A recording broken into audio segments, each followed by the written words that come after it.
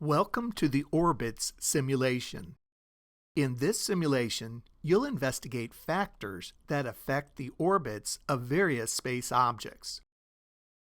The pause button toggles to a play button to freeze the revolving motion of one space object so you can make measurements. Use the top right menu to change the space object displayed on the screen. The objects include the Sun, Earth, the Moon, and a satellite. The gravity option is used to turn on and off the force of gravity.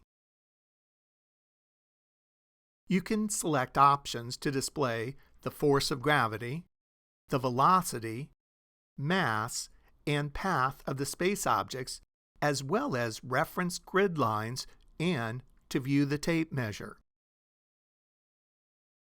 Use the two sliders on the bottom right side of the screen to modify the mass of the different space objects.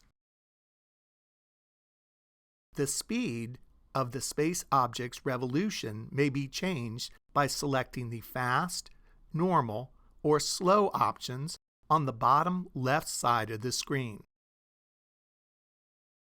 Select the orange Reset button to return the screen to its original state.